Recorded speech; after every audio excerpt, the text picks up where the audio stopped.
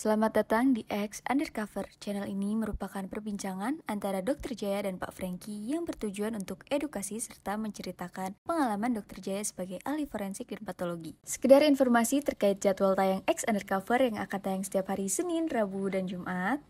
Maka dari itu, untuk mendukung channel ini agar selalu memberikan tayangan yang informatif dan edukatif, kalian bisa dukung kami dengan cara like, comment, subscribe, dan share. Dan selamat menonton! Dok, saya mau ngomong ini kan uretra nih dok. Ini dibungkus dengan si prostat. Nah, ini kan dia kan boleh dibilang kan si prostat ini kan menghasilkan kelenjar. Kelenjar masuk kepada prostat itu kelenjar, bukan menghasilkan kelenjar. Prostat menghasilkan cairan. Nah, prostat ini kelenjar prostat ini menghasilkan cairan yang istilahnya dengan kalau sperma keluar dia keluar. Kapilernya masuk ke dalam si uretra ini saluran. Ya, saluran sini. Nah, dia mencengkram kayak gini atau membesar itu mengakibatkan dia apa? Kaku ini, Dok. Dia punya ininya. Bukan ditekan, jadi kempes. Ininya menyengkeram.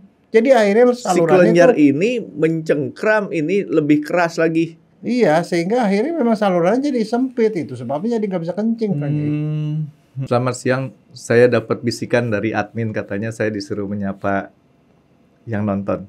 Cuman saya karena nggak biasa nyapa, saya nyapa seperti ini aja deh. Artinya saya mengucapkan terima kasih buat dukungan dari yang nonton X Undercover selama ini. Jadi ya kami ini, saya berdua dengan Dr. Jaya dalam mencoba untuk menyajikan ini, gunanya salah satunya adalah supaya kalau bisa nggak keluar biaya tinggi dok ya, masalah kesehatan ya. Ya dengan menonton, mudah-mudahan istilahnya kita bisa mengambil manfaat yang perlu dan aman untuk melakukan suatu tindakan pendahuluan awal dalam kesehatan. Nah, hari ini saya mau ngomong sama Dr. Jaya nih satu hal yang Dr. Jaya nggak kerjakan karena hobinya beda. Apa tuh? Nah, ya gini dok, kemarin saya kebetulan olahraga di Jatinangor. Dokter Jaya tahu golf kan ya? Di golf itu ada yang ngebantuin kita namanya caddy. Dokter Jaya lebih suka dengan caddy yang memakai BH atau nggak menggunakan BH? Ya sama aja, nggak kelihatan lagi. Oh, beda dok.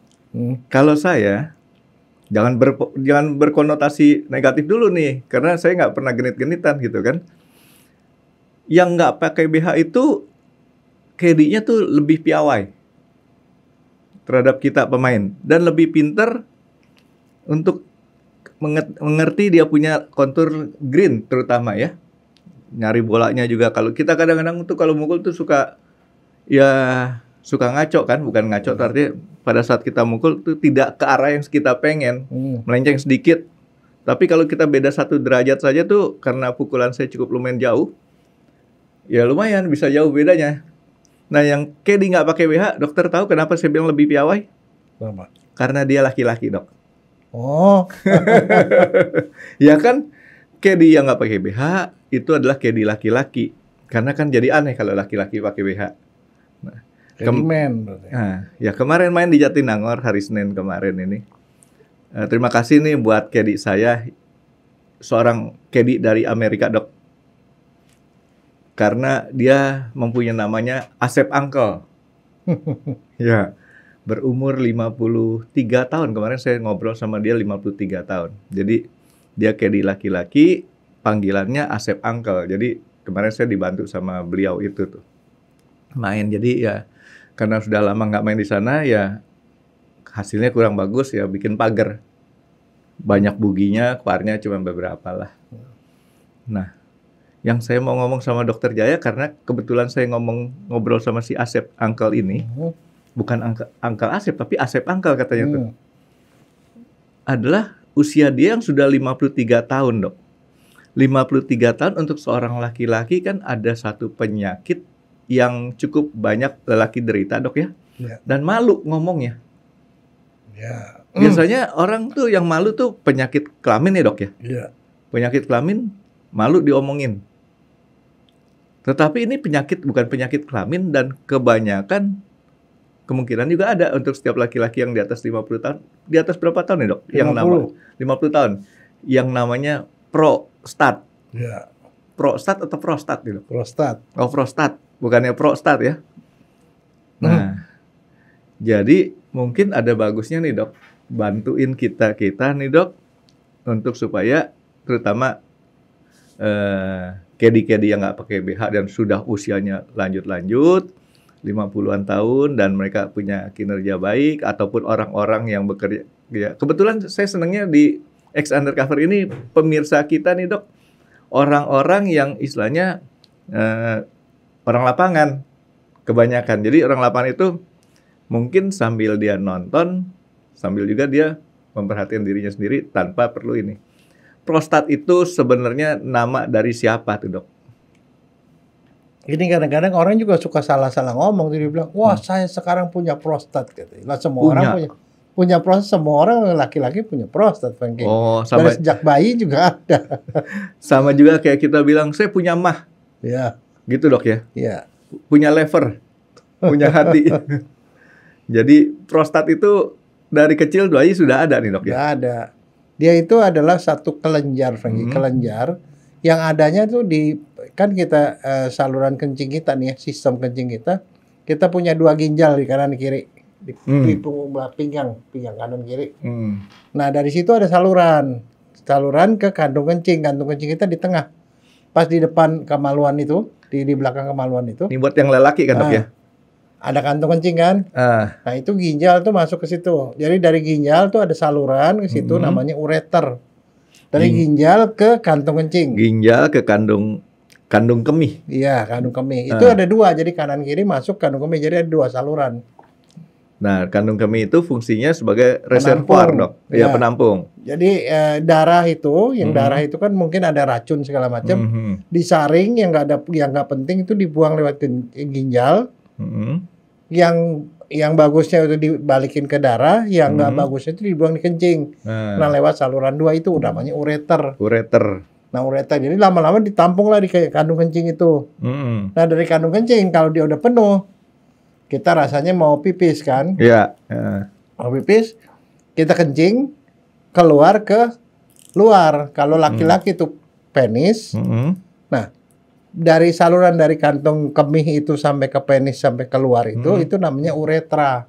Ureter sama uretra. Iya, beda 2. Adik kakak nih, Dok ya. Ya. Yang di atas ureter, ke bawah ureter cuma 1. Itu letaknya di tengah batang kemaluan itu. Jadi ureter itu saudara kembar dia, kanan kiri. Nggak mungkin cuma 1 nih, Dok ya. Enggak. Kecuali ginjalnya 1 ya, Dok. Ya. Oke. Nah, terus dari situ masuk kantong kemih. Kalau udah penuh, dia kasih reaksi ke otak. Udah penuh nih kencing gitu. Nah, disitulah baru kemudian ada keinginan kencing. Itu kandung kemih ukurannya berapa mililiter sih, Dok? Segini.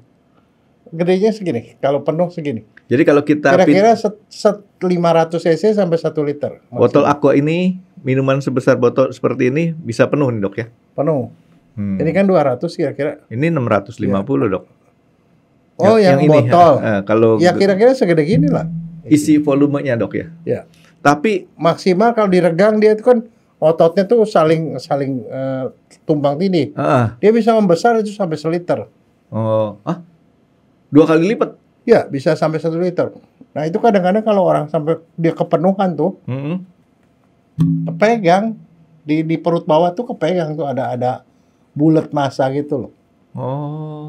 Ini nggak laki nggak perempuan, pokoknya begitu sama, Dok ya. Yang bedain setelah dari kandung kemih tadi ya. Iya. Kalau perempuan lewat uretra, keluarnya itu di atasnya vagina. Lubangnya kecil dan salurannya pendek. Oh gitu. Pendek doang. Karena itu dekat ya. Tapi kalau laki-laki dia berjalan sepanjang penis. Jadi seberapa panjang penis itu, di ujung penis itu baru keluar. Jadi lebih panjang saluran uretra. Si uretra tadi. Jadi uretranya itu bedanya di situ. Tapi menakjubkan juga, Dok ya, bisa sampai 1 liter tuh ya. Nah sekarang kalau dia udah penuh, dia kasih perintah ke atas, mau kencing. Makanya kita dibilang kebelet, itu bahasanya. Jadi otak bilang kebelet, langsung keluar kencing. Tapi dia itu nggak bakal keluar langsung, Frankie, karena di ujungnya itu ada klep yang neken supaya jangan kebobolan. Di ujung mana, Dok? Di ujung di pangkal penis. Pangkal penis ya, jadi pangkal uretra. Ya. Oke, jadi ureter. Ya. Terus kemudian kandung kemih. Di sini yang keluar ini, di sininya nih, Dok. Kira-kira dia punya, ini kalau kira-kira jempol saya seginin, nutup. Ya. Nah, itu di atas itu yang bilang, kalau dia bilang kencing, baru kencing. Makanya kita nggak awer-aweran, Frankie. Tapi, Dok, ada yang, ini agak biasa, Dok. Pertanyaan saya suka agak bermasalah. Kok kita bisa ngompol, Dok, kalau malam-malam? Kan kita nggak sadar tuh. Ya, karena sphincter atau katupnya itu melemes. Berarti dia, otak kita memerintahkan kencing. Nah, ada orang tua yang suka ngompol-ngompol terus kan, sampai dia kasih pampers. Ya itu karena dia klepnya udah nggak cengkrem gitu. Tapi dokter pernah kompol juga kan waktu kecil, Dok? Ya ada. Nah, apa yang dirasain, Dok, waktu kecil, Dok? Seolah-olah kita jalan nyampe ke kamar mandi, ke WC, kita kencing. Ternyata belum nyampe mana-mana, masih di atas tempat tidur. Begitu kita bangun, udah anget, Dok. Enggak, itu karena di dalam kepalanya mungkin dimikir, oh udah sampai ke WC gitu. Terus ada lagi cerita yang lebih gila lagi, Dok. Masalah orang tua tadi, Dok. Jadi setiap kali dia jalan malam-malam kan, Dok, tahu-tahu dia bilang sama cucunya, sekarang kamar mandinya katanya udah bisa otomatis lampunya nyala katanya, Dok. Dokter tahu tuh ceritanya? Tahu. Karena sekarang lemari es ada yang besar-besar, ada gagang pintunya, dipikir itu kamar mandi, jadi dikencing di lemari es. Oke. Nah, jadi di sini ini namanya apa sih, Dok? Klep jadi, Dok? Ada namanya. Sphincter. Sphincter. Sphincter. Tulisannya pakai depan S-F-I-N. Wah, susah. Ya, sphincter lah, katup lah. Kalau sprinter saya tahu. Nah, itu katupnya itu kadang-kadang udah dol kalau udah tua, Frankie. Makanya orang tua suka ngompol. Itu sebabnya. Pernah nggak ada orang tua yang, ini kenapa bau pesing gitu ya? Karena dia nggak terkontrol, dia keluar. Dia netes-netes. Dia celananya basah. Makanya kalau orang tua kadang-kadang dipakein pampers lagi. Sama seperti anak kecil. Supaya dia nggak aur-auran, nggak kena keranjang, nggak kena kebayang nggak kamu punya mobil baru nih, Mercy, tiba-tiba dia netes di situ, itu mau pesing Frankie mobilnya. Oh, ya. Iya kan? Nah, mendingan pakai pampers. Ya, atau di joknya itu dipasangin perlak. Atau perlak kan? Lebih benar pakai pampers aja lah, Dok. Perlak itu kan berarti tetap keluar juga kan, cuman nggak awer-aweran gitu ya. Nah, Dok. Yang kayak gitu orang tua jangan diomelin, Frankie. Itu bukan salahnya dia. Saya nggak pernah ngomel sama orang tua. Enggak. Misalnya, in case yang punya orang tua jangan diomelin, bukan maunya dia jorok begitu, bukan, Frankie. Tapi ngomong-ngomong masalah pampers, Dok. Kalau pakai pampers itu berapa lama harus, istilahnya setelah dia berkemih atau kencing itu harus diganti, Dok? Kalau enggak kan nanti bisa jamuran tuh, Dok, ya? Bukan jamuran, bau pesing, Frankie. Tapi karena kencing kita tuh lama-lama tuh dia ada mengandung amoniak kan.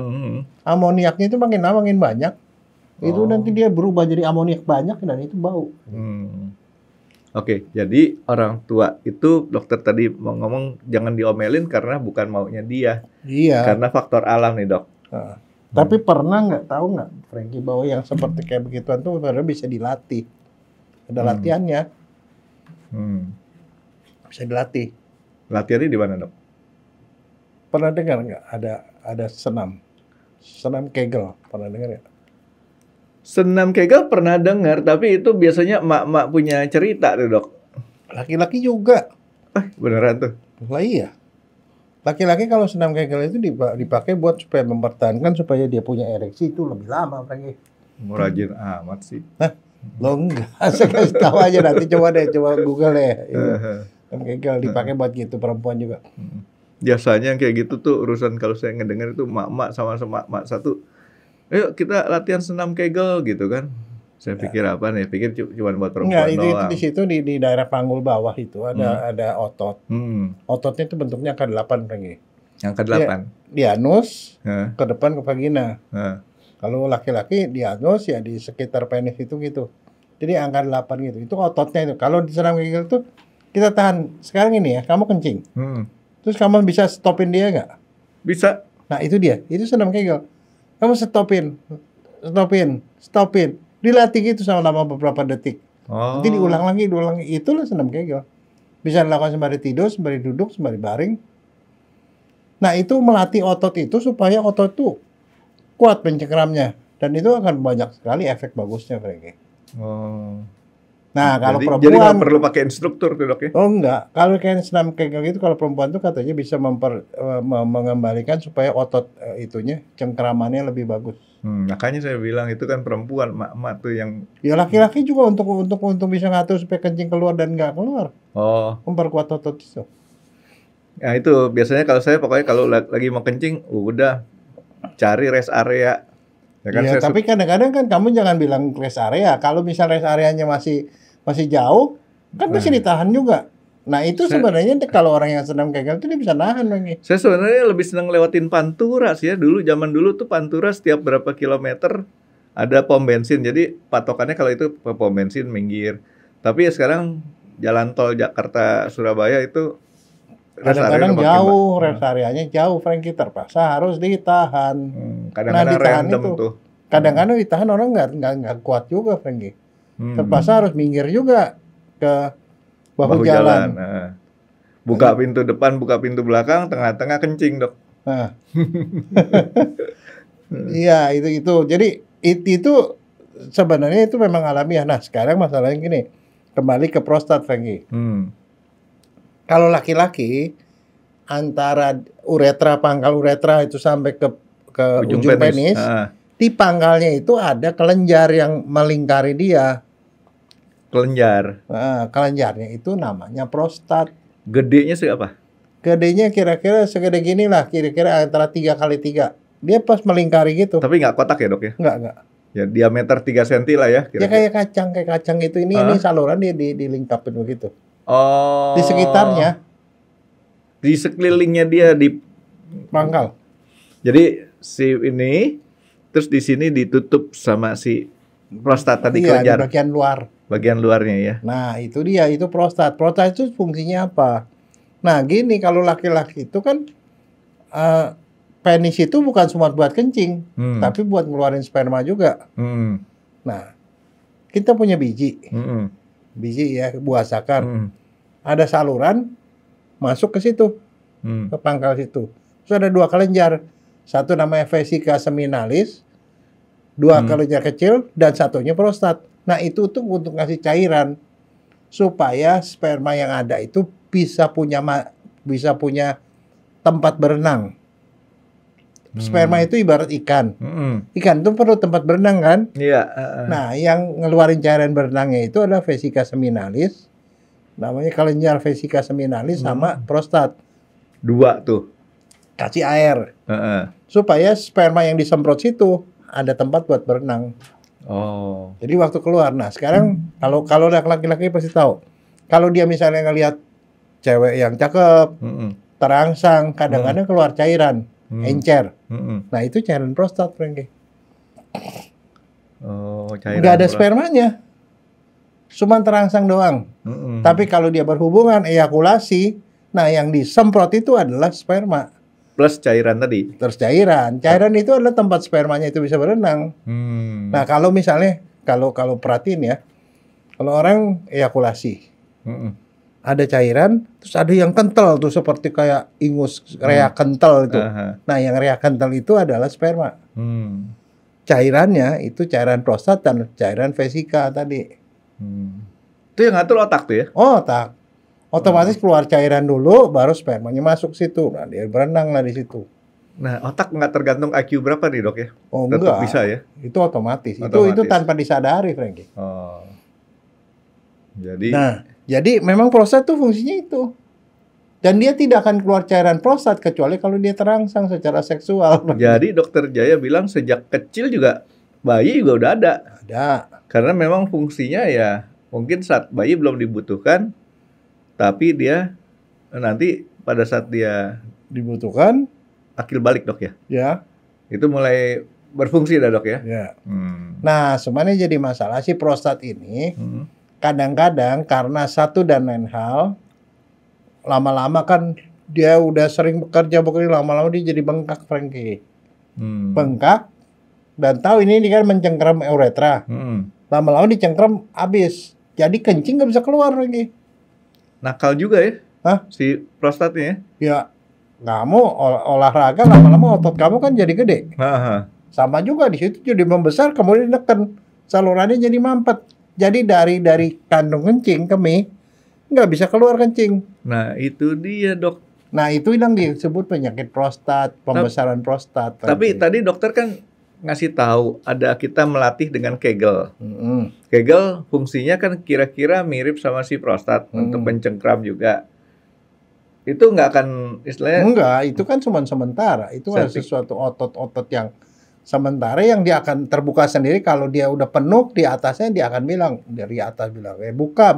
Tapi kalau prostat nggak bisa diperintah. Tapi dia si prostat sama si itu si sphincter itu tadi dia dekat-dekatan di situ juga lah. saling kenal nggak dok?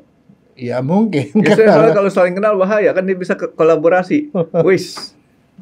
Tahu nggak hasilnya apa, Frankie? Ini sering kali nih kalau saya lagi jaga di UGD ya.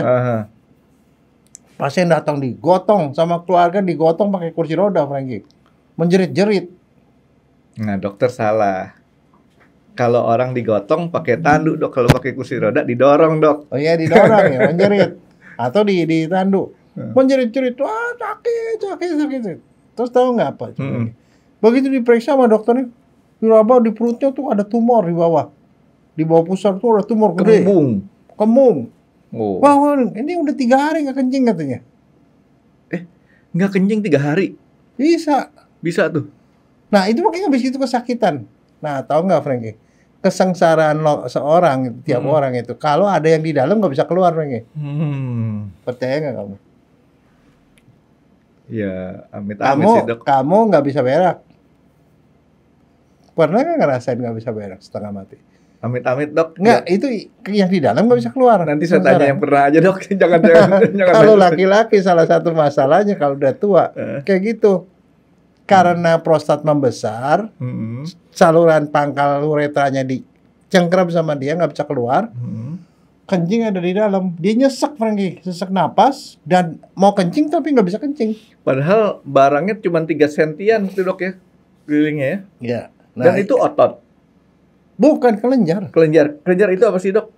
Artinya barang itu seperti otot ataupun apa sih? Atau seperti ya kayak hati kan? Iya kayak masa. Hati itu kelenjar. Iya. Ya model kayak begitu, lembek-lembek begitu. Tapi kalau gitu kelenjar itu fungsinya ngeluarin hormon, Frankie. Jadi hormon atau cairan atau apalah gitu. Nah, kalau udah seperti itu, apa yang dilakukan? Oh, dokter tahu, wah ini prostat katanya, pembesaran prostat. Dokter langsung diambil kateter, dicolok kateter dari bawah, dari ujung penis tadi. Terus soalnya sampai ngelewati prostat, kan lewatin kan berarti ininya kan terbuka kan jadinya. Tiba-tiba kencing, kencing bisa 2 liter lagi. Banyak ya. 2 liter, wah kencing. Aduh udah lega, semua gejala hilang lagi. Pulang. Kadang-kadang kalau misalnya memang dia ya cuma selesai gitu pulang. Tapi kadang-kadang kalau sering berulang sama dokter dipasang kateter yang pas di ujungnya itu di kateter dikasih balon. Kateternya terus dipasang di situ selama berapa hari? Pakai klep kayak keran. Di ujung kateter itu ada balon yang ditiup. Jadi supaya dia nggak copot. Jadi balonnya itu ada di dalam kandung kencing. Ya. Salurannya kan berarti ada terbuka terus. Ya kencing selama berapa hari. Nah, dok. Tadi itu berulang, Frankie, masalahnya karena prostatnya kan masih besar. Tapi tunggu dulu, dok. Saya tuh selalu kurios dengan istilahnya supaya orang jangan sampai kayak waduh teriak-teriak gitu, dok. Nah, yang saya pikirin gini, dok. Kita sebaiknya kapan sih, dok, kita melakukan suatu pemeriksaan? Kalau sampai 3 hari kan dokter bilang sampai teriak-teriak tuh. Ini kan saya bilang ujungnya yang paling sering itu kayak kondisi kayak gitu. Karena ini yang ngedengar kan cekot-cekotan nih, dok. Nah, tapi kan sebenarnya kan yang paling penting apa? Apa tanda awal kalau prostat membesar? Nah, itu maksud saya pertanyaannya, Dok. Iya, itu yang penting. Jadi pada saat di awal jangan sampai udah kayak gitu. Itu kan udah gawat kan. Sampai dokter cerita langsung ke ujungnya tadi ya. Loh, yang kenyataannya yang datang sama kita yang udah ke situ kan. Nah, itu sekarang supaya yang ngedenger ini lebih lega, Dok. Dokter cerita apa tanda awalnya, Dok. Nah, masalahnya adalah itu adalah penyakit yang umum pada orang tua, Frankie. Laki-laki. Laki-laki, orang tua yang umurnya di atas 50 tuh sering terjadi. Sebenarnya awalnya tuh gampang ketahuan. Ini nggak masalah dia itu laki-laki yang sudah pernah berhubungan atau tidak nih, Dok ya? Nggak ada hubungannya. Nggak ada urusannya ya? Nah, apa cirinya? Cirinya kalau kencing, kalau orang normal dia kencing itu nggak usah ngeden, Frankie. Otomatis begitu dia buka celana dia gitu langsung dikeluar begitu aja. Biasanya kan kalau kita kencing, Dok, begitu kita buka celana otak nih langsung merintahin, keluar loh gitu kan? Iya. Keluar. Kalau dia keluar gitu aja. Tapi yang ini kalau dia nggak ngeden nggak bisa keluar lagi. Jadi semacam kayak otak memerintahkan lagi, kasih tekanan dong tuh ke situ gitu ya. Dia ngeden baru keluar. Jadi harus dengan usaha berat. Ya. Itu tanda awal. Nah, jadi kalau orang sudah mulai susah untuk mengeluarkan kencing pada saat dia pengen kencing nih, Dok ya. Betul ya? Bukan orang yang nggak pengen. Jadi udah siap di urinoir. Dia mau keluar dia nggak keluar sendiri, dia mesti neken baru keluar. Nah, itu tanda awal. Kalau saya kan terbalik. Kadang-kadang kalau lagi pas perjalanan jauh nih, kita udah tahu nih, rest area-nya jauh nih. Ya udahlah kita kencing agak banyakan di sini. Yang tadinya nggak pengen kencing kita kencingin dulu. Atau seperti orang kan mau periksa di lab juga kan gitu, Dok ya. Saat itu kan kayaknya seolah-olah kita kencing paksa sebelum waktunya kan ya, sebelum pengen kencing ya. Ya kalau itu sih nggak ada masalah, emang itu terpaksa. Tapi ini udah mau kencing, dibalik dia. Udah mau kencing tapi nggak bisa kencing, jadi mesti ngeden sedikit keluar. Nah waktu keluar, kalau orang normal kencing tuh lancar, terus menerus. BLB ya, tuh, kencing terus. Tapi ini kencing stop, kencing ada gejala-gejala stop. Itu kencing stopnya tuh bukan karena otak memerintahkan stop. Enggak, bukan. Kita kencing biasa tapi dikencing stop terus pasti nggak ada lagi kencing. Ini gejala awal kayak gitu ya? Ya. Nah habis begitu udah selesai masih netes, Frankie, netes. Normal kan kalau udah selesai ya udah selesai. Ini masih udah selesai terus masih dia tetes. Nah itu udah gejala awal. Tanda-tanda awal. Nah habis begitu selesai kencing rasanya kok masih ada ya. Ngeden lagi keluar lagi, Frankie. Jadi artinya tuh di sini saluran tadi itu istilahnya ya memang nggak lancar. Kan sebenarnya gampang, tapi orang abai. Udah biasa, mungkin karena gue udah tua kali, udah diam-diam. Nah, kalau ujungnya lama-lama tuh adalah seperti kayak tadi, sampai nggak bisa. Ya dia mungkin barangkali dia segen, gue nggak mau gini lama-lama benar-benar mampet banget ya kayak gitu. Berkali-kali masuk ke UGD hanya gara-gara begitu, gara-gara nggak bisa kencing. Itu kalau udah gawat. Tapi kan, Dok, ada obat yang bisa dipakai buat supaya kencing, Dok. Mengeluarkan kencing. Obat itu bisa membuat jumlah air kencing lebih banyak, tapi gejala itu tetap ada. Ya, artinya malah lebih repot ya. Iya. Disuruh kencing tapi salurannya mampetin. Jadi ya tetap bikin tambah senewan tuh, Dok. Nah, jadi sebenarnya apa yang mesti terjadi kalau masalahnya begini, Frankie. Yang kalau gejala seperti itu bisa jadi pembesaran prostat, tapi bisa juga ada satu penyakit yang justru lebih bahaya. Pembesaran prostat, sebagian dari prostat yang membesar itu kanker, Frankie. Nah, yang jadi masalah kanker prostat itu gejalanya tuh hampir mirip, cuman bedanya di konsistensinya. Kalau diraba itu keras dia. Oh. Ya tapi kan kita nggak bisa tahu dari Nah, luar. tapi dok, saya agak mundur ke belakang. Kan tadi dokter bilang tanda-tanda awalnya seperti itu. Nah, kenapa orang-orang di atas 50 tahun itu relatif lebih beresiko dibandingin sama yang masih muda? Ya kan dari kecil kan udah punya, Ya. terus dipakai tiap hari kan dok. Itu dipakai kan? Ya. Sadar atau nggak sadar pokoknya dipakai kan. Nah terus kenapa 50 tahun dia ngambek mulai 50 tahun dan Nah. kenapa pula kadang-kadang orang yang sudah 50 tahun fine-fine aja nih. Nah itu dia, ada orang yang iseng melakukan penelitian Frankie di Iya. Harvard. Orang iseng nih dok ya. Loh ya iseng, Oh. soalnya spesialisnya begituan Frankie. Spesialis urologi. Heeh. Dia periksa, yang diperiksa itu orang-orang kesehatan. Orang-orang kesehatan yang umurnya sudah sekian lama. Dievaluasi selama sekian tahun. Jumlah yang diteliti itu ada 18.000 orang lagi.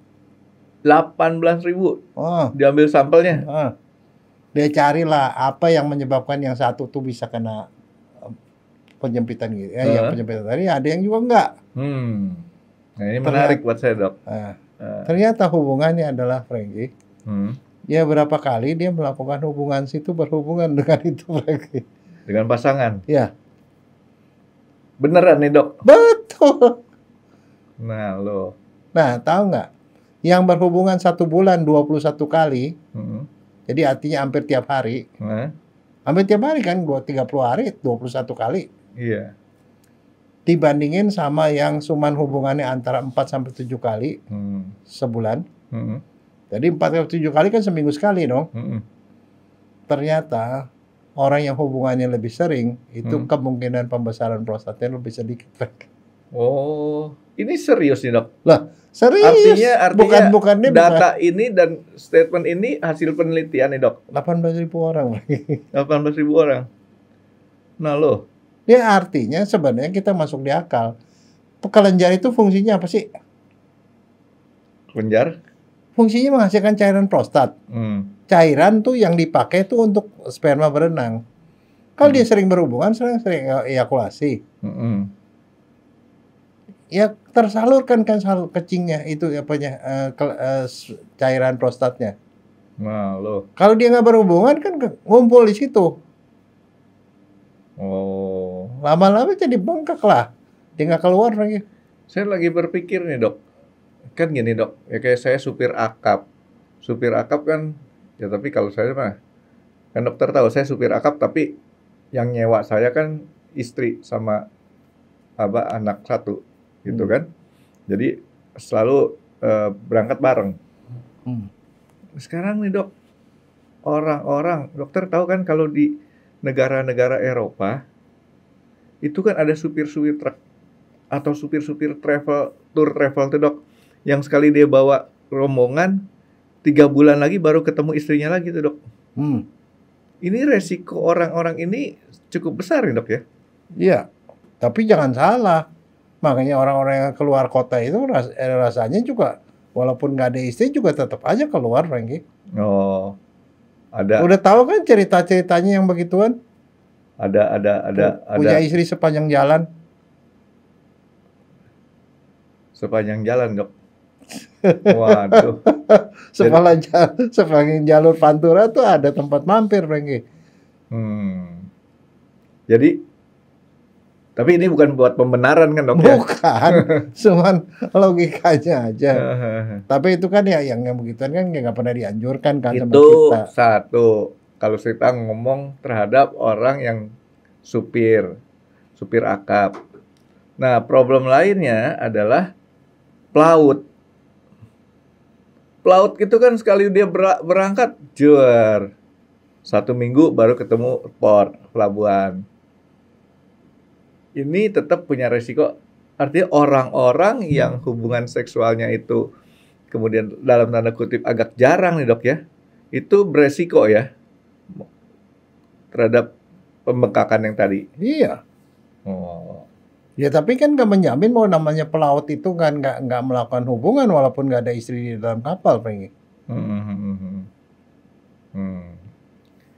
Dok, Sekarang itu satu penyebabnya, Dok. Ada penyebab lainnya nggak, Dok? Katanya sih ada bahan yang katanya bisa mencegah supaya itu tidak terjadi, Frankie. Tapi tunggu dulu, penyebabnya dulu nih, Dok. Cuman satu itu doang atau ada yang lain? Itu satu faktor yang itu salah satu yang cukup banyak Cukup banyak. Iya. Yang kedua sih soal biasa lah. Itu kan kalau misalnya namanya penyakit atau apa ya seperti gitu. Terus gini, itu selain pembesaran sih sebenarnya sih is okay lah. Itu kan kondisi dalam tanda petik normal ya. Yang ditakutkan orang itu adalah kanker, Frankie. Sebagian sel tadi itu bisa berubah menjadi sejenis kayak kanker. Nah, kalau dia udah jadi kanker, dia itu jadi keras dan itu efeknya bisa mematikan karena kenapa kanker itu bisa menyebar. Nah, tapi Dok ini otak saya karena ini agak sensitif buat lelaki. Ini banyak sekali lelaki. Kan lelaki itu ada 1/4-nya, Dok, dari jumlah penduduk dunia. Kita ngomong nasib 1/4 orang ini, Dok. Ini kan Laki-laki uretra. 1/4, setengah lah. Enggak kan, perempuan 4 kali lebih banyak, Dok. Kata siapa? Kata survei. Enggak. Masa setengah sih, Dok? Enggak, setengah lah, plus minus lah, paling 49%, 45%. Oh, jadi anggapan bahwa ada perempuan 4 kali lipat itu Wah, udah bohong aja, itu pembenaran untuk poligami, Frankie, jangan didengerin. nggak apa-apa sih, Dok, dengerin aja, Dok. Nih, Dok, saya mau ngomong ini kan uretra nih, Dok. Ini dibungkus dengan si prostat. Nah, ini kan dia kan boleh dibilang kan si prostat ini kan menghasilkan kelenjar. Kelenjar masuk kepada prostat itu kelenjar, bukan menghasilkan kelenjar. Prostat menghasilkan cairan. Nah, prostat ini kelenjar prostat ini menghasilkan cairan yang istilahnya dengan kalau sperma keluar dia keluar. Kapilernya masuk ke dalam si uretra ini saluran. Ya. Saluran. Ya, saluran sini. Nah, dia mencengkram kayak gini atau membesar itu mengakibatkan dia apa? Kaku ini, Dok. Dia punya ininya. Bukan ditekan, jadi kempes. Ininya menyengkeram. Jadi akhirnya salurannya si kelenjar ini mencengkram ini lebih keras lagi. Iya, sehingga akhirnya memang salurannya jadi sempit, itu sebabnya jadi nggak bisa kencing. Jadi si prostat ini yang tadinya fungsinya menghasilkan cairan tadi, dia rada bandel. Saking membesar dia menekan salurannya. Dia membesarnya itu keluar ke dalam. Pasti keluar dan ke dalam juga. Keluar ke dalam. Yang membesar keluar ya itu nggak ada masalah. Tapi penebalan nih, Dok, ya berarti ya. Pembesaran ya menekan. Menekan ini sehingga dia salurannya kempes. Salurannya tutup. Dia punya diameter uretranya menjadi lebih kecil. Makanya kencingnya harus ngeden. Nah, tapi akibatnya adalah kan berarti kan kencing ditumpuk tuh. Kencing nggak pernah habis. Kan makanya saya bilang, walaupun kelihatannya udah stop tapi masih netes karena kencingnya masih ada di dalam, nggak habis tuh kencingnya. Lama-lama kan kandungan kemihnya tuh membesar kan, karena keisi terus melulu kan, nggak keluar. Akhirnya saluran ureternya itu membesar juga, ginjalnya membesar. Jadi nanti bisa masalah ke ginjalnya juga, ginjalnya bisa rusak. Jadi menurut anjuran dokter, kalau kita udah punya tanda-tanda awal, Dok, jadi harus cepat berobat. Ya. Gitu, Dok, ya. Nah, ke dokter tuh diapain? Nih dokter yang mana nih, Dok? Kan dokter spesialis banyak. Nggak usah spesialis, di mana-mana kita nggak pernah nganjurin kamu pergi ke spesialis. Oke, jadi jangan ke spesialis langsung. Pergilah ke dokter umum. Dokter umum UGD juga dulu. tahu. Nah, sama dokter umum diperiksa apa? Diperiksa kencing. Nah, dari kencing itu diperiksa, kencingnya ini ternyata ada kelainan pada ginjal nggak? Dari kencing kan bisa ketahuan. Ada infeksi nggak? Dan segala macam. Sama dia udah pasti diperiksa darah kan? Periksa darah selalu dia akan periksa PSA, Frankie. PSA itu prostat spesifik antigen yang spesifik untuk prostat. Setiap kali prostatnya membesar atau rusak selnya, karena tumor misalnya ada kanker, PSA-nya akan dibuang ke darah. Di darahnya nih meningkat. Jadi diperiksa itu dengan cara kita diperiksa darahnya, Dok. Ya. Kalau PSA-nya tinggi sekali itu menunjukkan kemungkinan adanya kanker. Oke, jadi jangan kita istilahnya gini kan. Sekarang nih, Dok, ya. dengan luasnya informasi yang kita bisa peroleh nih dok, kan kita bisa nge-google. Balik lagi nih dok, dokter sendiri, menjadi dokter sendiri. Tadi dokter udah sebutin tanda awalnya sekian, begini. Terus, oh kita udah memvonis diri kita prostat. Oh ya nggak bisa. Nggak boleh, karena itu harus dilakukan pemeriksaan darah dulu. Pemeriksaan darah, pemeriksaan kencing. Dan satu lagi sama dokter umumnya akan dilakukan pemeriksaan colok dubur namanya. Wah. Jadi dokternya itu pakai sarung tangan, sarung tangan dikasih Vaseline. jelly, disodok pantatnya, anusnya dipotong. Karena pas itu letaknya si prostat itu di depannya anus. Dia colok, dia pegang. Udah gede belum? Karena dokternya itu tahu gedenya seberapa besar itu prostat. Dengan diraba, oh gede, gedenya normal, berarti kagak ada pembesaran dong. Iya. Kalau dia raba, oh gede nih, ada pembesaran. Diraba, oh ada yang keras. Jangan-jangan kanker, gitu loh. Nah, secara keseluruhan jadi periksa colok dubur, periksa urin, periksa PSA di dalam darah, itu bisa menunjukkan itu dia kanker apa pembesaran doang. Ya, jadi atau nggak ada apa-apa. Kalau kita sok tahu dok, wah saya udah nonton dokter Jaya ngomongnya begini, tanda awalnya begini. Udah di Google juga banyak orang jual obat prostat, beli aja gitu. Nah bukan begitu Frankie, ada orang yang lebih gila lagi. Udah tahu gitu dia colok sendiri. Lo kagak boleh itu lo nggak, tapi itu jadi pertanyaan sama orang. itu parah. Nah banget. masalahnya dia colok kan dia kagak tahu gedenya segede apa. Betul nggak? Terus dokter dia ngomong lagi sini gedenya segede dicolok lagi. Lah soalnya jarinya dokter tuh udah belajar Frankie, dengan dia raba begini, oh ini gede, ini kecil, kan dia tahu ini keras, ini nggak keras. Nah kalau dicolok cuma colok-colok doang, ya nggak bisa menilai. Ya dia kan beli obat aja kan, obat banyak tuh dok. Oh, Saya kalau pas lagi Google cari obat apa gitu ya, wah obat prostat nomor 1 herbal gini gitu. Iya tapi diagnosis dulu, Frankie, diagnosis cuma dokter yang bisa bikin. Apa akibatnya kalau dia melakukan diagnosis dengan kesimpulannya sendiri terus langsung minum obat herbal ataupun obat prostat lah? Obat untuk Ya jelas obat itu kalau dalam kedokteran itu selalu dibilang racun, Frankie. Racun yang ada manfaatnya. Nah, tapi manfaatnya itu terjadi kalau diagnosisnya benar. Nah, kalau diagnosisnya dia belum tegak, dia makan obat begitu, yang ada adalah efek sampingnya doang, Frankie. Jadi yang tadinya nggak dikasih racun tuh ya. Aduh. Iya enggak, tapi sih orang-orang sekarang yang pinter-pinter lah, itu masalahnya. Dokter Google namanya. Iya, dokter Google dok. Oke, jadi jangan sembarangan lah ya untuk memvonis diri kita prostat atau bukan ya, walaupun tanda awalnya sudah ada gitu dok ya.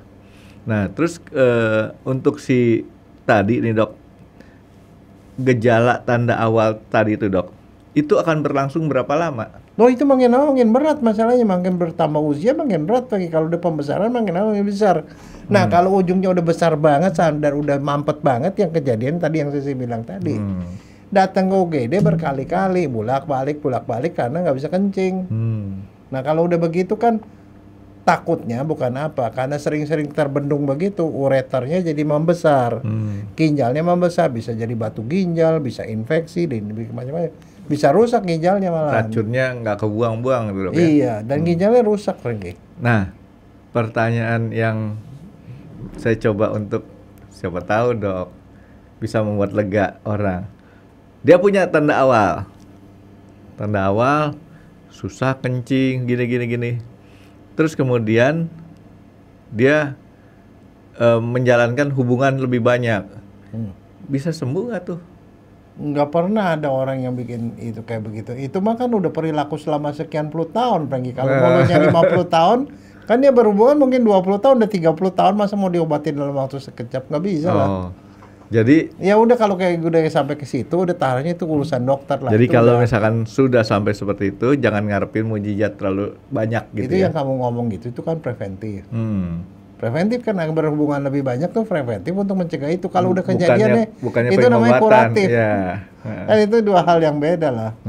Nah sekarang bagaimana caranya supaya untuk mencegah seperti itu?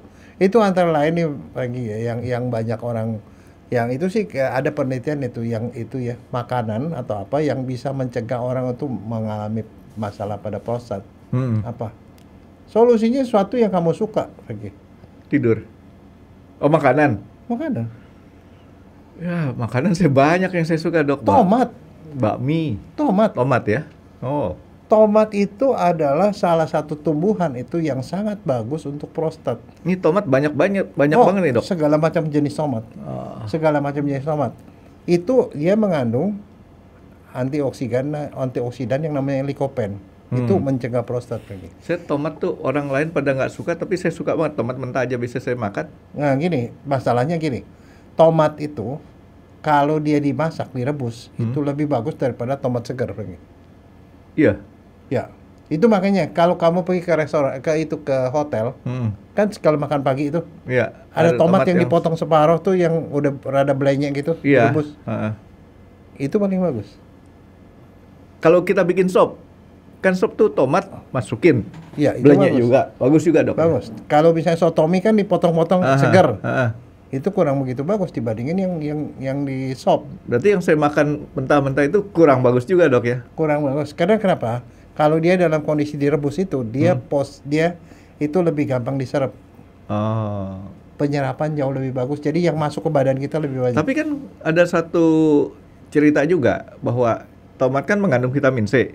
Kalau vitamin C dikasih suhu tinggi, rusak katanya. Nah, ini bukan soal vitamin C-nya, itu Tapi kandungan lycopene-nya itu. Lycopennya ini yang kita perlukan. Ya, nah itu berapa banyak? Setiap hari 1 tomat udah cukup. Oke, Dok, kalau gitu gini, Dok, kesimpulannya, Dok. Makan tomat mentahnya 3. Makan tomat yang sudah diolah tadi dikasih diolah, dipanasin atau di apa? Direbus saja. Kalau di hotel bukan direbus, dia dia apa?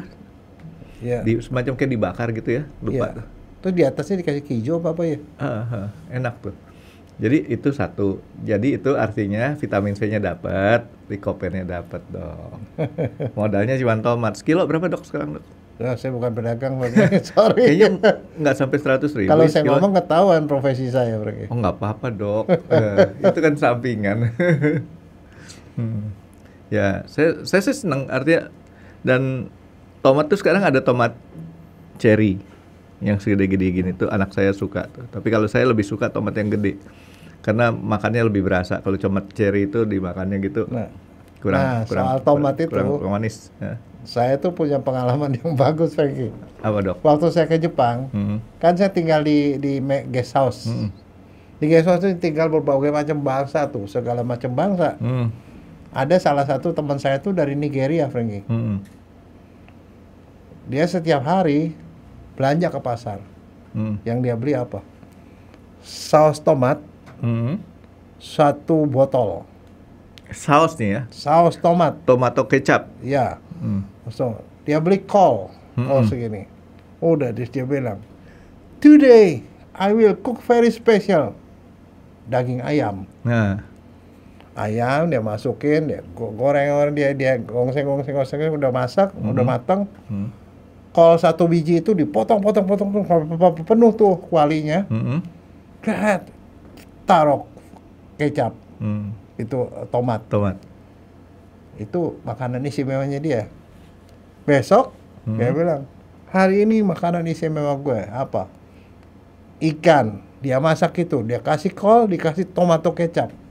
Kadang-kadang kalau dia dapetin tomat yang segar, dia pakai tomat segar. Setiap hari begitu, apapun makanannya isinya cuma 1.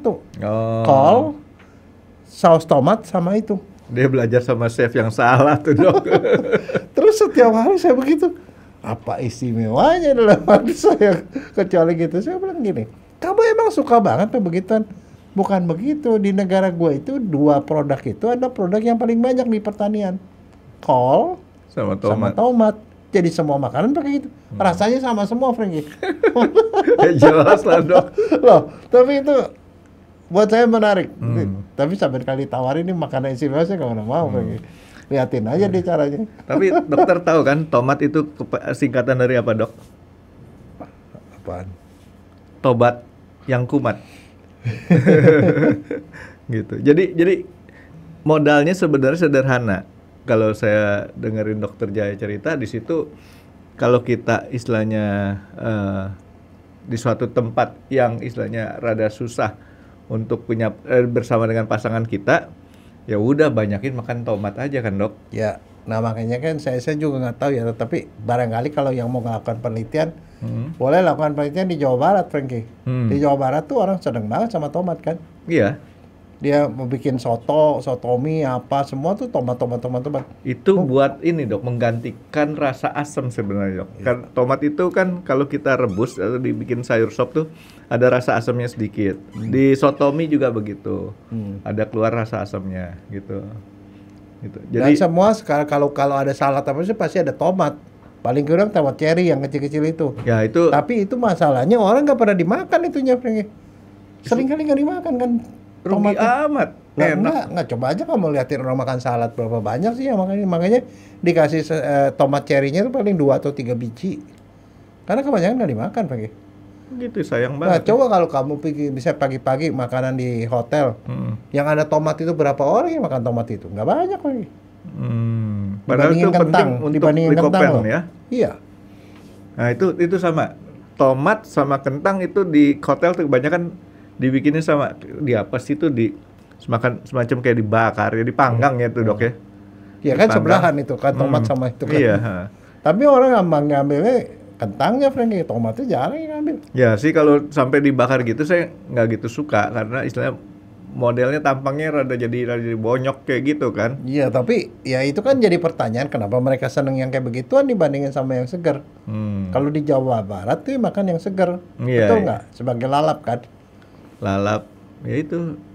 Saya tuh kadang-kadang suka bingung, tomat tuh buah apa sayur ya dok ya? Sayur, Sayur ya? masuknya sayur, Frankie. Oh, saya pikir itu buah tomat, jadi Ya sayur kalau tomat. kalau ya. saya sih, saya paling sedang begituan sampai kali kayak gitu ke pasar, ke supermarket saya selalu beli tomat. Yang makan tomat di rumah saya sendiri, Frankie.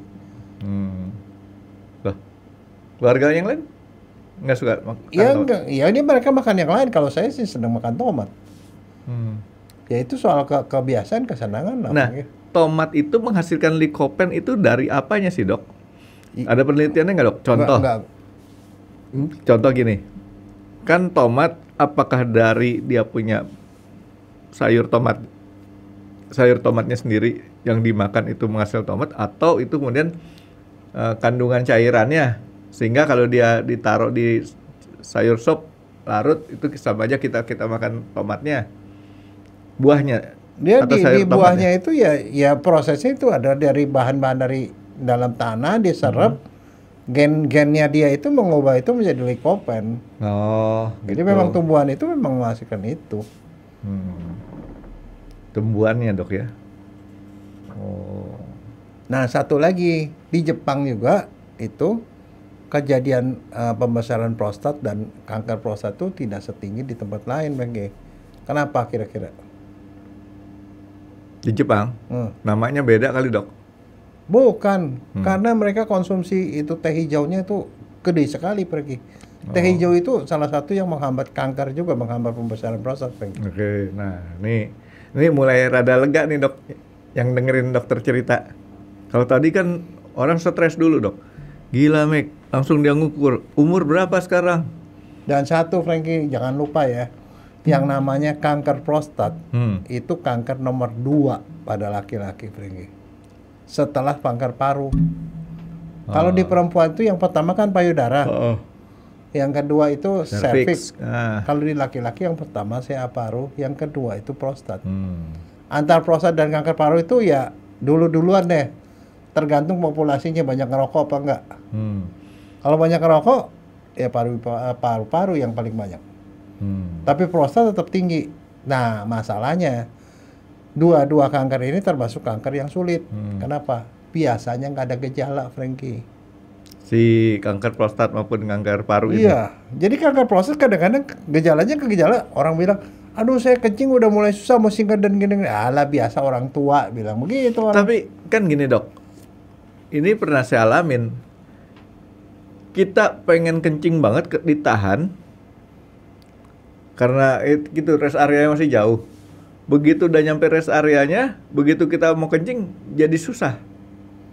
Mestinya sih kalau orang normal nggak ada masalah. Itu kan masalah sama otak diperintahin sphincternya suruh tutup. Tunggu berapa detik gitu ya, baru cur gitu, lancar. Nah itu makanya kadang-kadang itu juga dipengaruhi oleh orang suka nahan kencing nggak, Frankie? Kalau sering nahan kencing itu juga menjadi masalah. Makanya selalu kalau saya sendiri nih ya, cucu saya perempuan itu lebih gampang maksudnya lebih beser daripada laki-laki. Kalau dia mau kencing, kita temenin. Jangan bilang, jangan kencing dulu, jangan dikasih minum malah. Jangan dikasih minum supaya jangan kencing. Jangan, normal, kencing, minum banyak. Kalau mau kencing harus jangan ditahan. Lama-lama kalau ditahan tuh lama-lama sphincter itu lama-lama dol. Jadi nggak boleh nahan kencing. Ya urusan ngebuang kotoran nggak boleh ditahan tuh dok ya? Iya.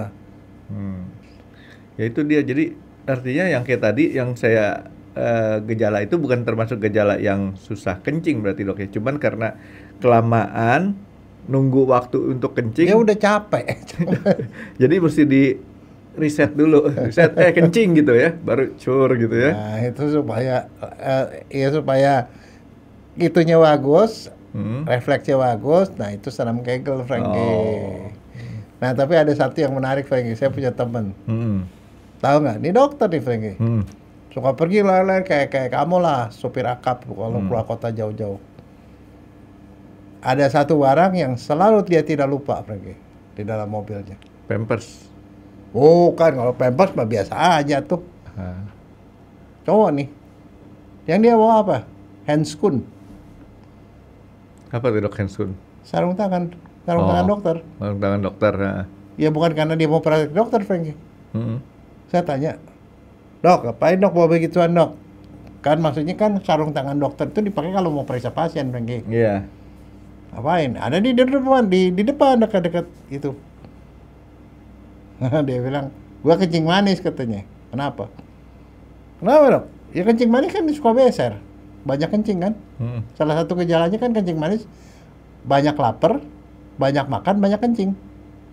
Itu 3 banyak. 3 banyak lapar, banyak haus, banyak kencing. Oh gitu. Itu gejalanya. Nah kalau gua di jalan, dia bilang di jalan tuh bisa 2 jam di jalan tol, 1 jam. Gua nggak tahan lah. Nah terus kenapa dokter nggak ke bahu jalan? Bahu jalan dosa nggak ada kemungkinan lu diseruduk dari belakang, dia bilang. Kan banyak orang suka nyelonong di bahu jalan. Ya terus buat apaan? Kalau gua ada kebelet katanya, gua ke bahu jalan, gua nggak kencing di situ, kelihatan dia bilang. Gua kencing di handscoon katanya. Handscoonnya diikat, dilempar. Jadi handscoonnya udah kenceng begini, kada keisi kencing. Ya bang. Tapi sesama supir akap dilarang saling mendahului dok. Ya enggak, tapi maksudnya saya itu pintar-pintarnya dia itu bisa, itu namanya inovasi. Oke. Nah tapi saya akan memberikan satu nasihat sesama supir akap. Pada waktu kita melakukan aktivitas kencing kita taruh di sarung tangan. Kalau bukan supir nggak apa-apa, Frankie. Kalau supir masalah. Nah, kalau di belakang kalau dia masalah. Di belakang bukan supir itu. Jadi kalau lagi saat nyetir, jangan coba-coba melakukan seperti itu gitu kan. Karena itu bahaya. Bahaya banget. Sekian detik bisa melenceng, bisa keluar masuk jurang lagi. Berarti dia bukan supir akap, dok. Dia penumpang akap. Ya kalau di belakang sih nggak masalah. Tapi ada kali yang gitu suka ada cerita yang aneh-aneh, Frankie. Dia pakai botolnya botol kecil kayak beginian. Begitu habis kencing, nggak bisa keluar kepalanya, Frankie. Ya itu ada salah strategi, dok. Dia harus belajar lebih banyak. Ada satu dia lupa bawa corong, Frankie. Kok bawa corong buat apa, dok? Supaya masuknya ke dalam, ke awer-aweran. Oh enggak. Itu harus dilatih. Jadi bukan senam Kegel doang yang harus dilatih, dok. Bagaimana kencing masuk ke dalam botol dengan rapi itu harus dilatih. Gitu. Kalau pakai corong lebih aman, Frankie. Nah, dok. Jadi tadi dokter udah kasih istilahnya tomat. Terus satu lagi tadi apa, dok? Teh hijau. Teh hijau. Katanya kopi juga membantu, Frankie. Katanya. Kopi. Ya nggak tahu, tapi saya sih cuman ada beberapa orang state seperti itu. Tapi kopi bikin deg-degan. Banyak kencing? Iya, Iya. kencing, banyak kencing itu. Ya makanya bukan soal banyak, tapi ya cukup lah. Nah, terus apa lagi dok? Si prostat ini supaya bisa Enggak, istilahnya ya yang paling terbukti itu, kalau yang lain sih saya nggak tahu. kita treatment. Nah, kalau misalkan ada satu Ada yang pembesaran. ngeklaim, ada yang ngeklaim obat. Oh enggak, jangan begitu. Itu obat itu apa sih sebenarnya itu? Ya mana saya tahu, karena itu kan obatnya herbal. Tapi kalau Herbal. obat dokter emang ada obat Ada. yang untuk prostat. Ada. Jadi kalau kayak gitu ke dokter akan diobatin sama dokter. Nah, Tapi yang paling penting sebenarnya dokter bukan itu, Frankie. Yang utama buat dokter, kenapa kita ke dokter? Karena kita harus membedakan itu benar pembesaran atau pembesaran ditambah kanker. Nah, kalau kanker ujungnya mati, Frankie. Dan itu nggak ada gejalanya, sama gejalanya. mati siapanya dok? Ya orangnya yang kena kanker. Oh, bukan mati si kanker. Dan bukan. tahu nggak ujungnya dari penyakit kanker? Masalahnya kalau kanker prostat itu ada yang lokal, cuman ada di situ doang, itu tidak begitu masalah. Itu bisa bertahan hidup cukup lama. Tapi ada juga yang cenderungnya dia itu pembesarannya atau sifatnya tuh middle, tapi ada yang sangat invasif, bisa menjalar kemana-mana. Bisa menjalar ke liver, ke tulang, ke paru. Tapi yang paling sengsara ke tulang, paling sering ke tulang. Kalau udah kena ke tulang, Frankie, itu sakitnya setengah mati. Saya punya tetangga dulu di tetangga saya di dekat rumah saya. Nah begitu, sudah kena ke tulang, jadi dia nggak ketahuan tiba-tiba tulangnya sakit, pegel-pegel segala macam. Ternyata itu kanker prostat, sudah menjalar ke tulang. Itu sakitnya setengah Ini mati. suku bangsa apa dok? Hah? Suku bangsa apa? Di orang Ini Indonesia. Orang Indonesia sakit setengah mati sampai akhirnya dikasih morfin apa segala, akhirnya ujung mati. Dan itu kesakitannya itu pada saat menjelang sebelum meninggal itu sengsara banget. Suku bangsa Jawa. Enggak, orang Indonesia pokoknya. Kalau di daerah Sumatera kan kalau sampai ke tulang itu belum tentu sama dok. Enggak, tapi maksudnya saya gini, ujungnya itu kagak enak. Dan itu yang paling penting sebenarnya urgennya adalah kalau sampai terjadi gejala pada prostat, disebut pembesaran prostat. Enggak, itu baru belum titik koma. Ada kecenderungan kanker enggak? Jadi Nah, yang- kalau prostat sudah membesar, dokter biasanya meminta dilakukan biopsi, Frankie. Ya, jadi yang tadi dokter bilang pada saat ketemu pembesaran prostat kita ke dokter. Waktu ada tanda awal kita ke dokter. Dokter nanti mendiagnosa dulu ada pembesaran apa enggak. Pembesaran apa enggak? Kalau ada pembesaran, ada kemungkinan kanker enggak? Nah, kalau ada kanker ya harus diobatin segera, karena kalau enggak ujungnya tuh jelek banget. Itu di biopsi berarti diambil jaringannya di situ. Jadi lewat uretra diambil sedikit jaringan, diperiksa. Oh ini kanker. Kalau kanker ya harus diobatin kankernya. Karena kalau diobatin dia nggak ada masalah, Frankie. Bisa disembuhin. Bisa. Masalahnya dia nggak ada gejala, nggak ada bedanya kecuali kalau dokter periksa. Kalau orang, nah ini dokter sebutin kanker aja masih bisa disembuhin. Kalau yang pembengkakan dok, Pembengkakan Bisa disembuhin juga? Bisa, dokter kan ada obatnya. oh ada obatnya That's why juga. kenapa kalau misalnya ada dokter yang bisa ngobatin, kenapa mesti ke yang konvensional apa segala macam yang belum tentu efektivitasnya gitu. Salah satunya tadi yang awal saya sebut dok, malu ngomongnya dok, prostat itu nggak bisa kencing segala macam. Padahal ini penyakit umum buat banyak lelaki ya dok ya. Iya, umum. Dan itu kan saya bilang itu kanker yang termasuk nomor 1 atau nomor 2. Dan satu lagi, Frankie, ada beberapa hal yang kapan kita curiga itu bahwa itu kemungkinan kanker.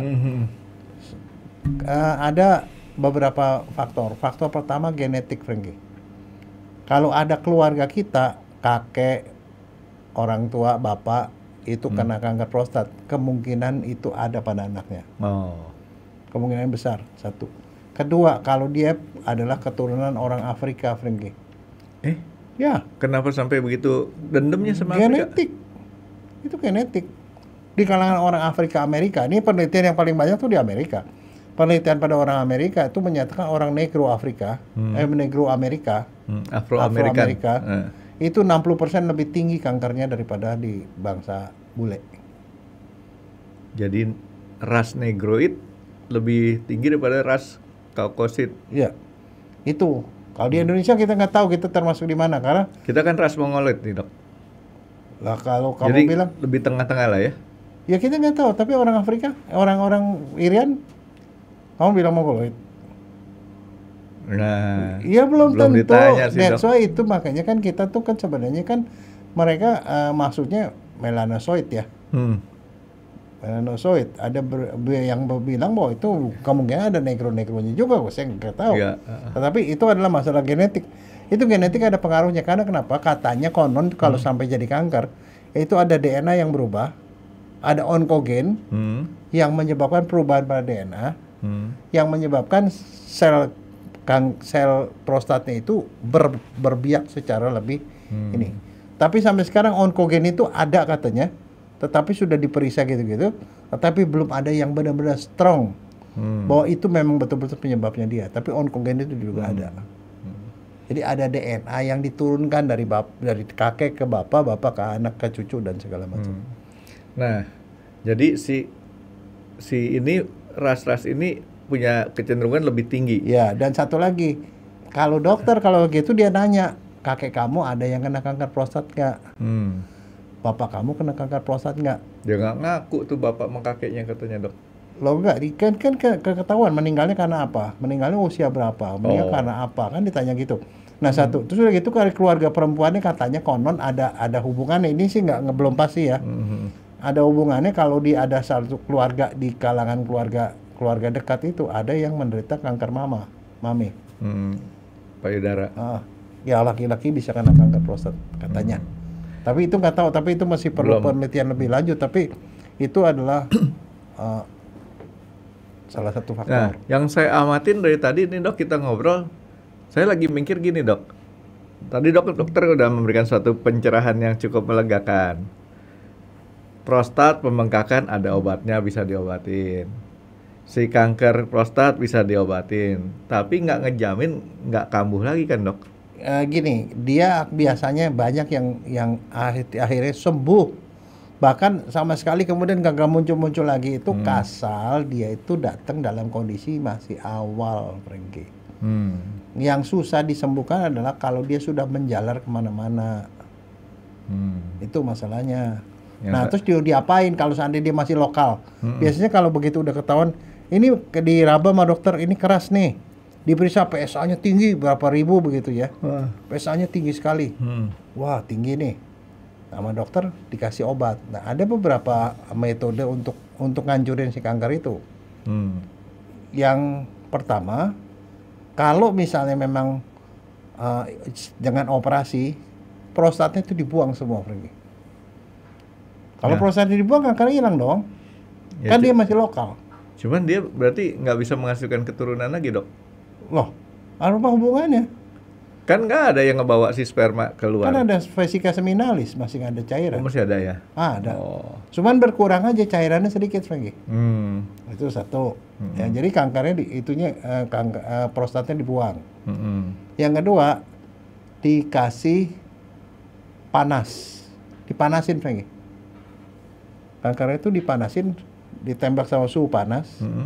Ada juga yang dibekuin, dikasih suhu dingin. Hancurlah selnya. Atau pakai radiasi dari luar, atau di kemo, dikasih kemoterapi dia ngancurin selnya. Semuanya itu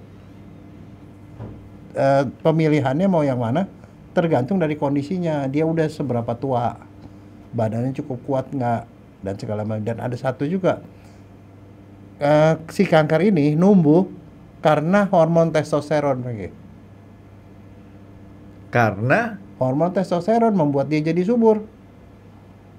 Jadi dia dikasih obat untuk neken testosteronnya. Testosteron kan buat laki-laki kan penting, Dok. Ya udah umurnya udah 60, udah cukup dong. Ya akibatnya habis begitu ya ada kemungkinan dia mengalami gangguan seksual. Tetapi kankernya hilang. Jadi ada juga terapi hormon. Itu saya punya salah satu saudara-saudara sepupu ya, jauh sih, sepupu jauh. Dia kena kanker gitu. Dia obatnya cuma satu, dia minum obat yang untuk anti testosteron. Berarti secara nggak langsung orang-orang yang dikebiri ini, Dok, itu jarang yang terkena prostat dok ya? Mestinya. Oh. Tapi kalau sekarang kan orang di Kebiri jarang lagi. Zaman dulu banyak di Cina. Iya. Di sini sih kagak. Kan nanti katanya ada tuh kanker kebiri, kanker kebiri apa medis. Ada, itu yang kemarin Presiden Jokowi kan udah nekan itu. Iya. Perpu. Ya, Perpu untuk yang pedofil. Ya, kejahatan seksual. Kejahatan seksual pada anak-anak. Itu salah satu hukumannya adalah dibikin Kebiri. mandul dengan cara kimia. Jadi disuntik obat yang antitestosteron sehingga dia kemudian nggak punya nafsu lagi. Jadi dia nggak punya keinginan untuk melakukan perbuatannya lagi.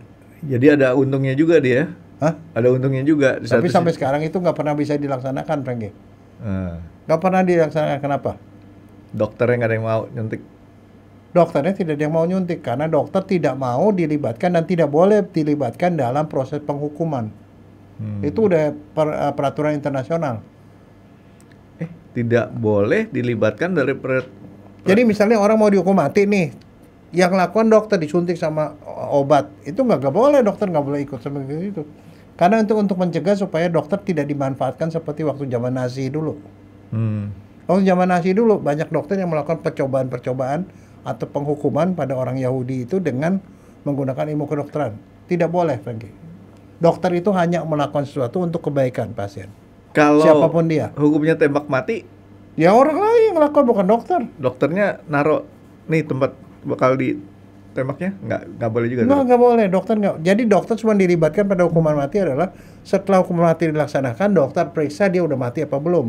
Tapi dia tidak dalam prosesnya. Mengklarifikasi ini sudah mati, menjalani hukumannya belum gitu ya? Ya, itu nggak boleh, Franky. Makanya pada waktu itu tidak bisa dilaksanakan. Saya tahu kenapa pasif gitu, karena pada waktu perpunya itu belum diundangkan, saya itu jadi penguji disertasi dari seorang ahli hukum di UGM. Dia itu membahas soal penghukuman mati itu, perpu hukuman kebiri itu pada orang yang pedofil.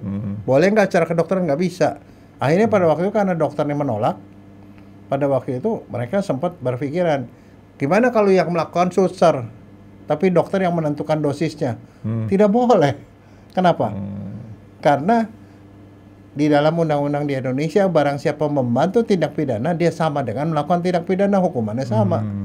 Jadi dokter nggak mau juga, dia bilang, lah kalau mau suster mau lakukan, emang suster punya hak untuk melakukan, emang dia tahu dosisnya? Kan nggak tahu. Lihat internet. Nggak, tapi suster juga sama, dia punya etika juga yang tidak membolehkan dia untuk melakukan itu. Jadi artinya walaupun perpu itu dilaksanakan, artinya dikeluarkan, tapi itu tidak bisa dilaksanakan karena tidak ada yang mau melakukan atas dasar keluhuran profesi. Gitu. Nah dok, balik ke si prostat tadi nih dok. Prostat ini dokter sebutin sebagai pembunuh nomor 2 terbanyak untuk laki-laki. Nah, kalau kita udah tahu kayak gitu dok, kenapa kita nggak dari awal kita cabut aja sih kelenjar prostatnya dok? Nah kalau kelenjar prostat dicabut, kamu nggak punya anak lagi. Kan kata tadi dokter bilang ada. Iya enggak, tapi tidak optimal. Sebagian besar cairan sperma mani itu adalah dari prostat. Vesica seminalis keluarin tapi nggak begitu banyak. Dan salah satu itu kalau prostatnya juga dihilangkan setelah dioperasi, ada kemungkinan dia juga mengalami gangguan, ada gangguan lah sedikit di dalam hal. Jadi kan gini, misalnya, ya. Seseorang yang sudah punya anak lebih dari 2 atau 3 lah ya, kan biasanya suka ada vasektomi ya dok ya, kalau untuk supaya pengkebirian itu ya. Bukan pengkebirian, vasektomi lah. Maksudnya buat supaya dia steril lah. Kok pengkebirian. Nah, kenapa nggak dilakukan hal yang sama seperti itu kalau sudah punya anak? Apa salahnya? Dia tidak salah, Franky. Karena nggak selalu begitu ya. Dan dan kadang-kadang orang ada sedikit kencing, sulit kencing yang nggak apa-apa selama dia nggak kanker.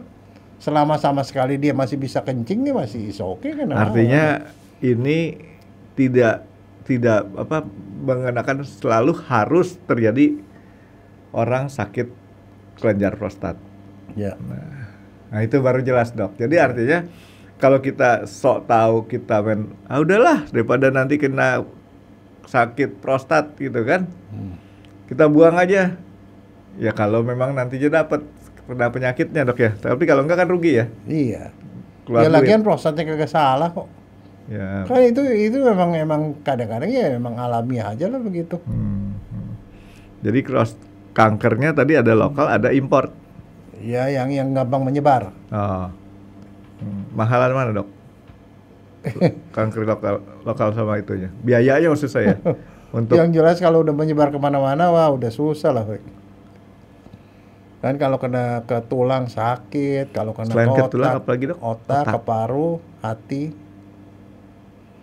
dia bisa kemana-mana ya. Kalau kayak gitu kan udah pasti biaya pengobatan dan segala macam juga Mungkin besar. nggak sih dok, seseorang kanker paru-paru karena awalnya dia sakit kanker prostat. Nah itu dia, itu yang disebutkan. Dia bilang kanker paru tapi sekunder, metastasis atau penyebaran dari kanker apa.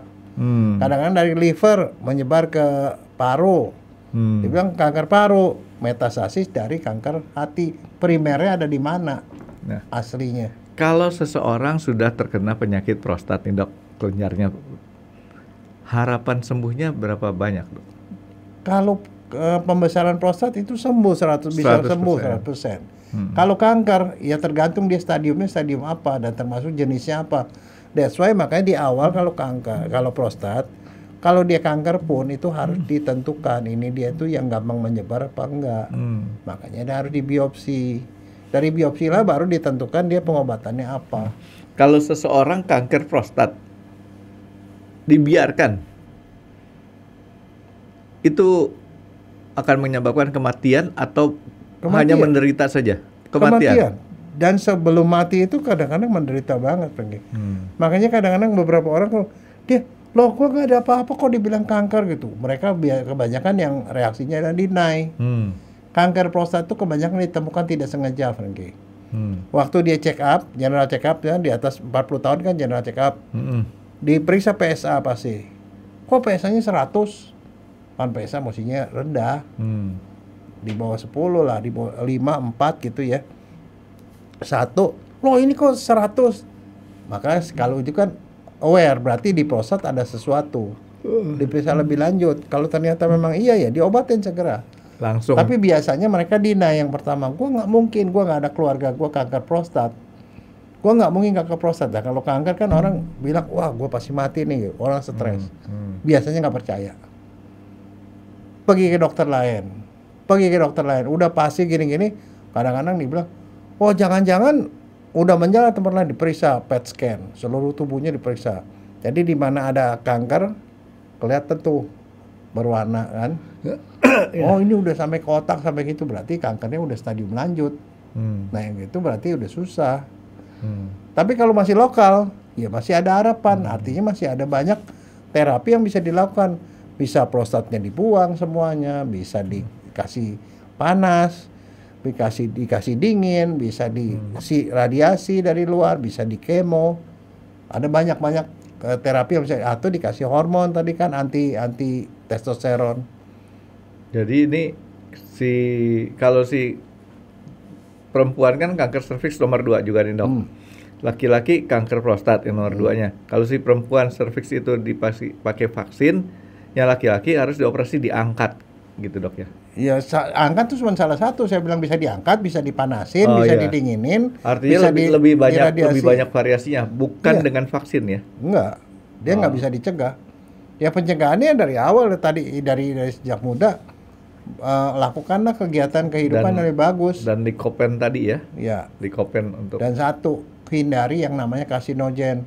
Jangan rokok, jangan minum alkohol, olahraga yang benar, minum antioksidan, sayur-sayur lebih banyak kayak begitu-begitu loh. Iya tuh dok, sekarang nyari sampel susah dok. Nyari sampel susah. Sampel apa?